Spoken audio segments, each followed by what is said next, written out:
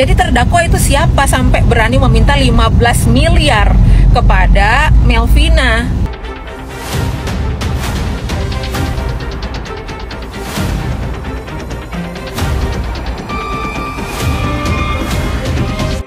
Kak Melvin sudah ada di ruang sidang dan dia mengatakan bahwasanya si terdakwa memang pernah minta 15 M pada dia. Jadi aku menilainya di sini Melvin untuk sementara ini ya, karena sudah disumpah juga dia berkata jujur sesuai dengan alur cerita yang sesungguhnya. Ya baguslah, memang harus kita jadi saksi itu harus jawab sejujur-jujurnya. Jadi biar tidak pusing untuk mencari alasan-alasan lain untuk menutupi kebohongan, karena orang kalau sudah berkata bohong otomatis akan mencari kebohongan lain untuk menutup kebohongannya. Ini keren banget nih kalau jujur begini. Jujur aja Kak Melvin, jujur aja terus biar enak ngalir, biar nggak menyesatkan dirimu. Ya semangat pokoknya jujur. Kalau orang jujur insya Allah mujur hidupnya.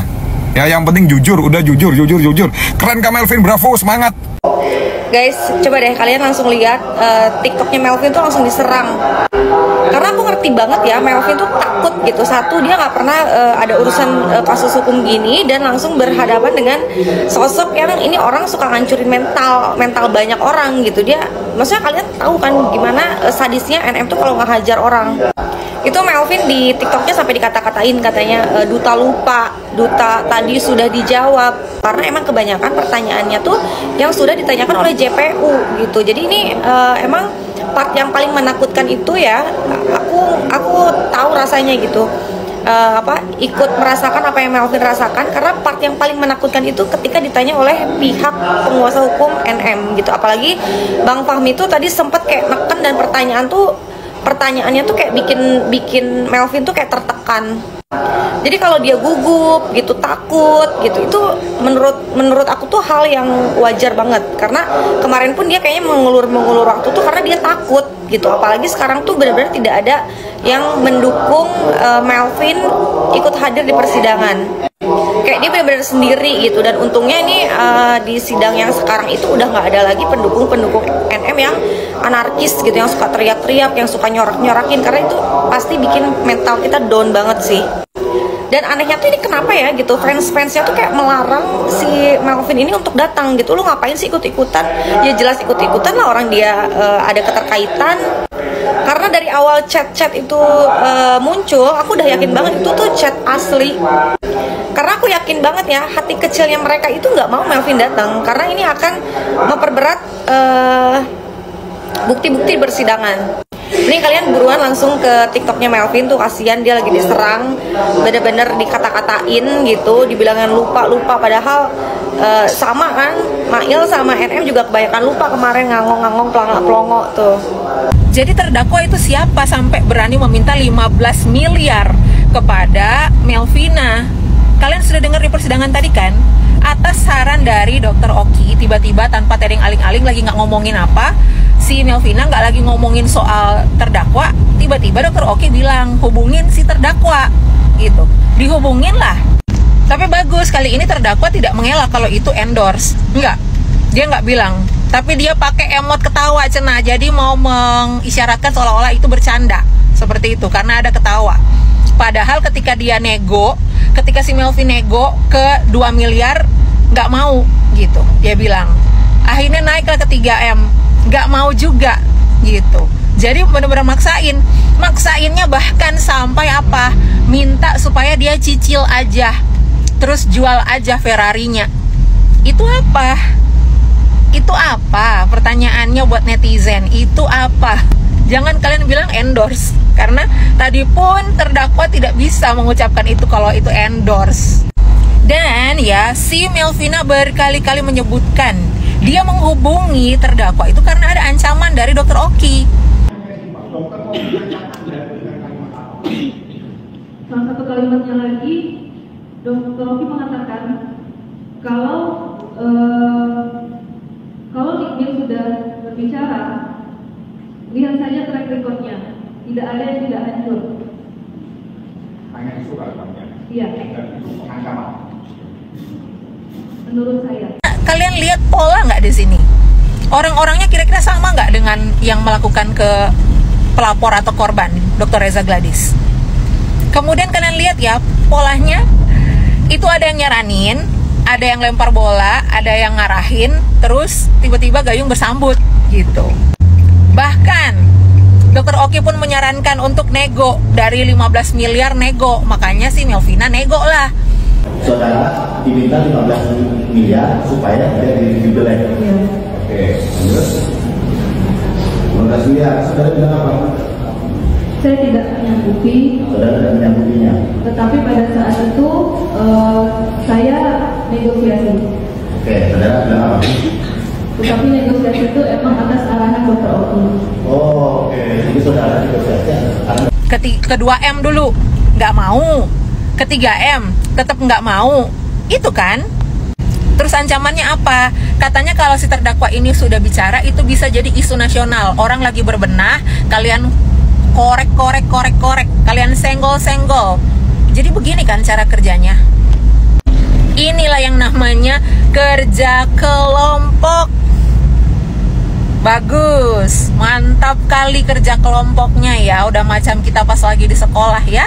Ada tugas si ini, ada tugas si itu gitu ya. Ujung-ujungnya cair. Nanti ada yang klarifikasi, saya tidak menerima uang. Siapakah dia? Saya tidak menerima uang, tapi menyarankan untuk menghubungi orang yang bisa meminta uang. Om Bule Lambe. Pabrik Heni Sagara. Apa? Yang kencang. Terus memang kenapa kalau ada masalah dengan Heni Sengsara? Kalau memang si Melvin beli barang Sengsara itu dari Heni Sengsara, apa urusan dengan Marijan? Kenapa penasihat hukumnya? Kamu kan produknya bermasalah kan? Dari mana ambilnya itu? Dari Heni Sengsara, aku jadi sengsara. Apa hubungannya dengan terdakwa si Marijan? Oh jangan-jangan si Marijan udah tahu ya, mungkin kan ada masalah yang sudah dibereskan mungkin di antara mereka. Dan akhirnya dia nimbrung, kalau kamu itu ya, kamu bisa ya masuk polisi, gue laporin ke polisi lo. Lo kan produknya sengsara banget kan, gue bikin sengsara lo ya. Gue lapor polisi. Jangan dong Marijan, 15 miliar.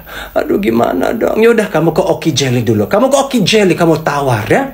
Kamu tawar ke Oki Jelly, gimana caranya, pokoknya kamu harus tor ke Mak Lampir. Begitu. Dan di sini kan TPPU tidak ada urusan dengan produk. Kalau memang ada produk dengan Heni Sengsara itu, atau mungkin dengan si Melvin, ya harusnya itu bikin BAP baru, bikin laporan baru, dan bikin gugatan baru. As simple as that. Tidak harus sekarang kita heboh-heboh di situ. Kamu salah kan? Terima kasih terdakwa loh. Terdakwa kalau tahu bahwa si produknya si Melvin ini memang sengsara banget karena dari pabrik Heni Sengsara, harusnya si Marijan ke Bepom.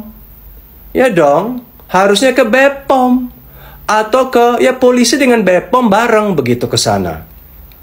Bukannya, hey Melvin, kamu bakal sengsara sama gue ya, gue bikin sengsara lo ya.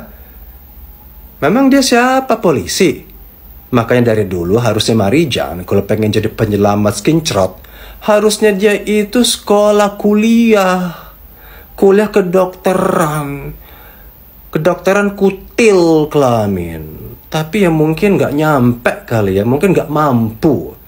Katanya kaya, harusnya mampu. Mungkin duitnya mampu sampai nyicil 13 kali, tapi mungkin ininya nggak mampu. Makanya di sini kelihatan semua nggak mampu. Dari terdakwa sampai penasihat hukum membabi buta ngeliat, nggak tahu kemana arahnya bola. Padahal ini pasal TPP pemerasan, nggak urusan dengan produk.